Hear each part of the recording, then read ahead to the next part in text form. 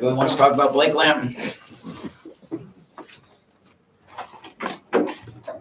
Obviously, should I go? Yeah, go ahead. Obviously, Cleveland State's toughness and their ability to guard the ball, and I think the guy's a good coach, and to be able to get a lead like that and handle their pressure and not really, we never really turned it over. We might have hurried up and taken a couple missed shots or tried to make a play, but we handled that pressure really well. And every run they made, we handled. And that's a sign of a darn good basketball team. That's a sign of a veteran team that when something goes bad, they can go down and make a shot. Bill Goki has a lane violation, and I wanted to see. So I ran a play to him, and he made a three. And the only reason I ran that play to him is because I wanted to see. March is right around the corner, and something bad's going to happen. Can you overcome a mistake that you make? And Jack came down and buried that three.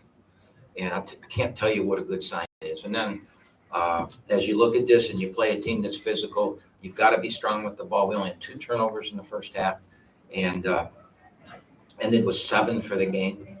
And we knew we were going to take hits, and we went 23 of 23 from the free throw line. You're going to win games when you do that.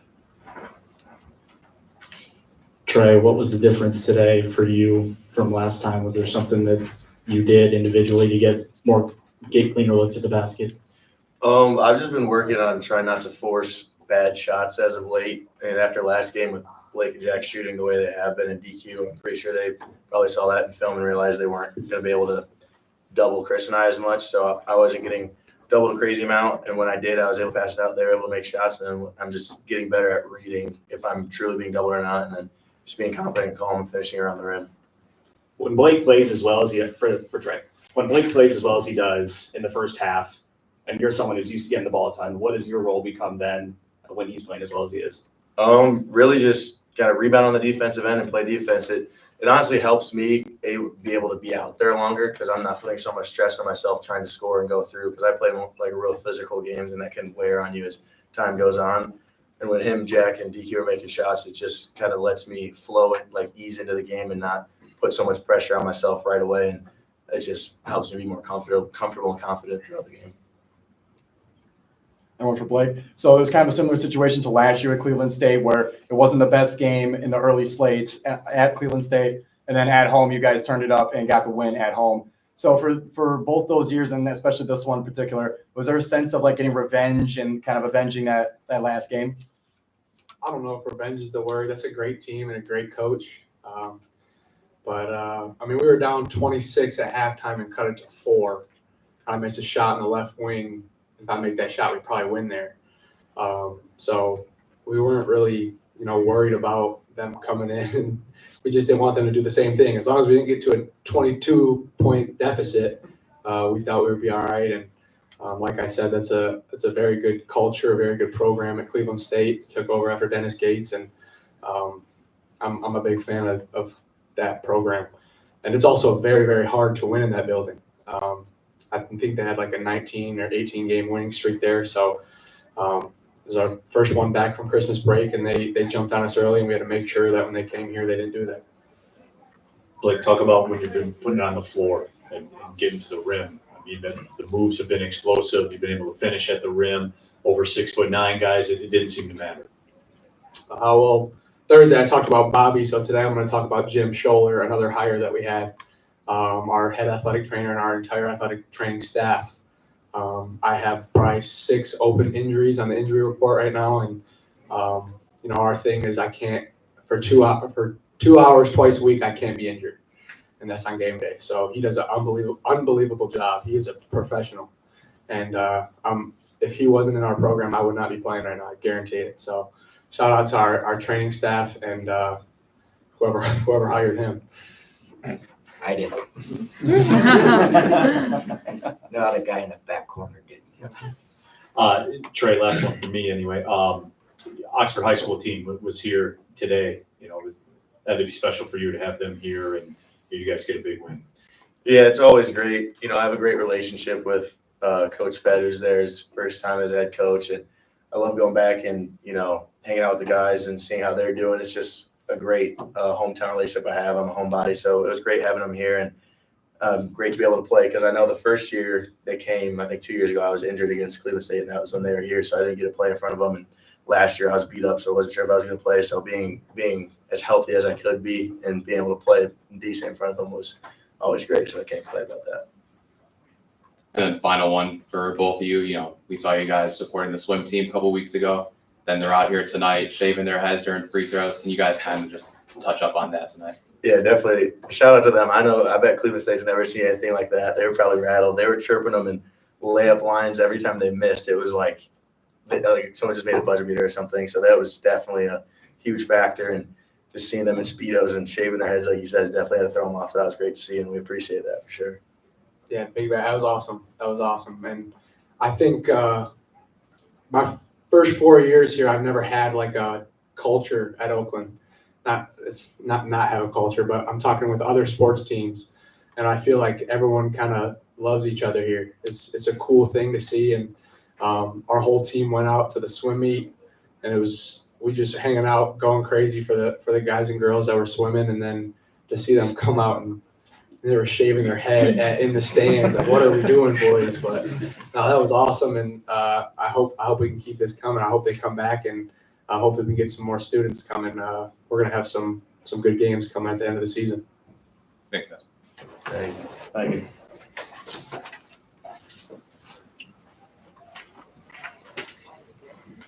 Camp, you guys were able to get, you need something? Camp, you guys were able to get Trey going. Always let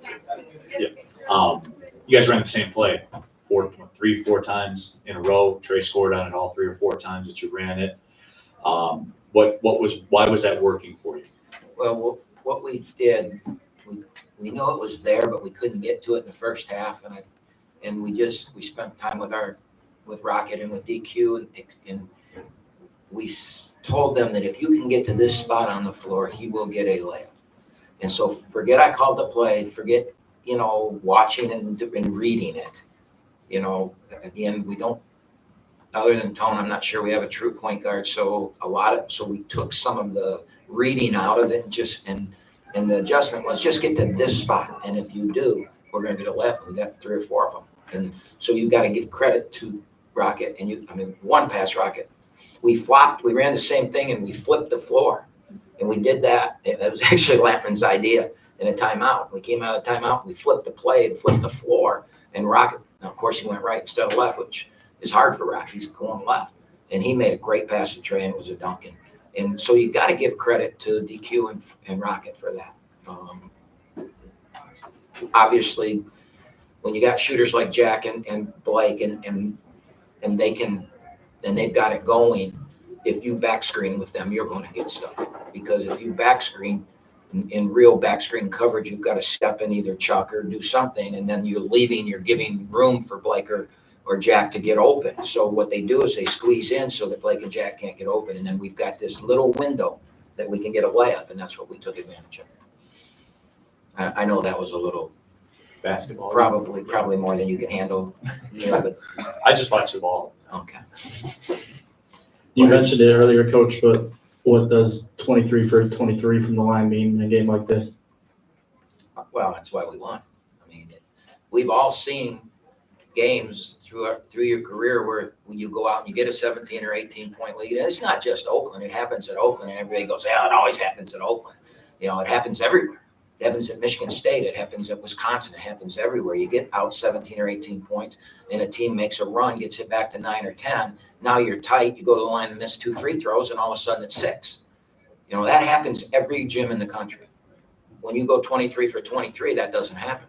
That 10-point game stays 10 or gets up to 16. So that's the importance of it. And that's why, we just preach from the day they get here, it's on them to make free throws. And how important free throws are. From the day they get here for 4 or 5 years, they hear that.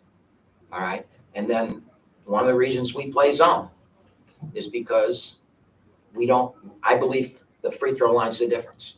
And when you zone and play the defense we do, you don't put teams to the free throw line. 23 to 13. We made 23, they made 8. That's how you win. And if you go look at, we're 10-3 in the league, and go look at our league stats.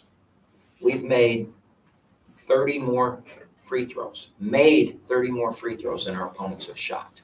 Not made, shot.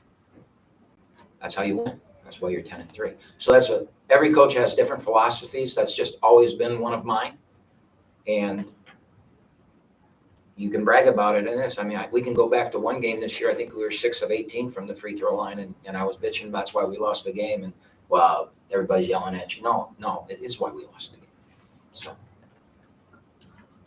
Greg, you obviously have a very deep team, a lot of contributors, whether they jump out of the box score or not. But there was a time a few weeks back you didn't know if Blake was going to finish the season, and to see what he's been able to do on game days, especially the last 2 games, but really since he's come back, I mean, how much does he mean and has meant for this team? And how happy are you for him, given everything he's gone through during his career? We still got a month to go. We got to get him through the month. Shit seems to find him. I mean, it just bad things, ankle, hip, and things you never even heard of just seem to find him. And you feel sorry because the guy works so hard, What he said is true. Our training staff has been, I mean, there was a day we were waiting on a MRI report that he was done for the year and would have surgery. And we were planning the surgery to get him back for next year. And look what he's done. And, we talk about player development. And when programs are good at player development, there's a reason. It's because they have a coaching staff, not the head coach, a coaching staff. Maybe the head coach gives directive, but a coaching staff that's smart and understands how to get a kid better. But you also have kids that want to get better. And I don't think in my coaching career, the difference from Blake Lampman the day I met him to today, I don't think I've ever coached a kid that's improved more than he's improved. But it's because of him. I mean, we all know what kind of person he is, but that work ethic is unbelievable. Now, he's not, I can name 10 players that have played here that have that work ethic, but they were gifted with a lot more talent than he was when he was. I mean, I forget what coach said to me the other day. I can't remember what coach said to me about, God, from his freshman year till now, can you believe how yeah, it's unbelievable. And so give him the credit for it. I mean, give my staff credit too, but give him the credit. Following up on that, he's obviously been a huge part of this team in the way he's played, but he shot 16 shots in the first half. The next highest person was someone else with 7 shots. Do you get worried about that kind of volume going his way? Do you prefer him to spread the ball around, or if he's making shots, just let him shoot? I've always been a volume guy. Every great player I've ever had is always, we want them shooting as much as they can. Basketball is not an equal opportunity game. It is not. If you're a shooter, you're a shooter. If you're a rebounder, go rebound. Know your role and play your role. In the last 2 games, the first half, Blake has come out. And tonight he missed his first couple shots and it didn't deter him. A year ago, 2 years ago, he would have not making them. No, he understands he's got a month left. He wants to be a coach, and I think he's going to be an unbelievable coach. And I'm going to pull every string I have with all the big time programs to get him on a graduate assistantship at a big time program, because he's going to be like Drew Valentine. We got him at Michigan State, and look where he's at today. Blake's the next Drew Valentine. He really is. And he's smart enough to know that that's the route he's going to take. And basketball's over. He's got a month left. He's going to play his best ball, and he's not going to have any regrets when this is over. And that's why our team's doing what we're doing. Thank you. And your thoughts on the swim team? Do they put you in the mood for a haircut? No. Our guys, we have a tradition, and they come to usually a game or 2 a year like that. And it just, when COVID hit, and the whole environment changed here. I mean, that used to be an everyday thing in here. And it used to be you couldn't get a seat in that student section. And then COVID hit, and it's a slow comeback. And I'm not going to say it's because we're good. 2 years ago, we were 10-1 in here. We got an NBA player on the team and dunking everything. So we've been good and had great players, but it's slowly coming back. And we as an athletic department are embracing it and doing everything we can to get them back. Tonight will really help, seeing that the swim team's back like that. But our guys also did it for their swim meet. So, and that body paint's not cheap, man. It cost our guys $125 just to buy body paint. And they still did it. So, Last thing I want to say, is there any other questions? Oh, yeah. All right, the only other thing I want to say is when you think about this basketball team is Thursday night, we made 15 threes. We got fouled on 3 and made 8 of the 9 free throws, so that's like 18 threes, right? Tonight, we made 6, got fouled on 1, so 7. And we won. We scored 87 points the other night. We scored 83 today. 4-point difference. We did it one way Thursday. We did it another way today. Defense has been our calling card all year, and we haven't been very good on offense. And the team has grown, and we're really starting to become a good offensive team. If that continues, the sky's the limit for this team because we can win any way you want to play. And that is a really good feeling as a coach. And Tony, what you said about the depth, who knows? 2 nights ago, we had 5 guys in double figures. Tonight we have 2. Scored the same amount of points. Tonight we had 2 guys in double figures. But we had a 6, 6, 6, 9, 4, 8. We had playing their role, making shots. Isaiah Jones was really good playing his role, and he went and made 4 free throws. And so if we can keep that going and keep improving, who knows what this team's going to do. Thank you. Thank you.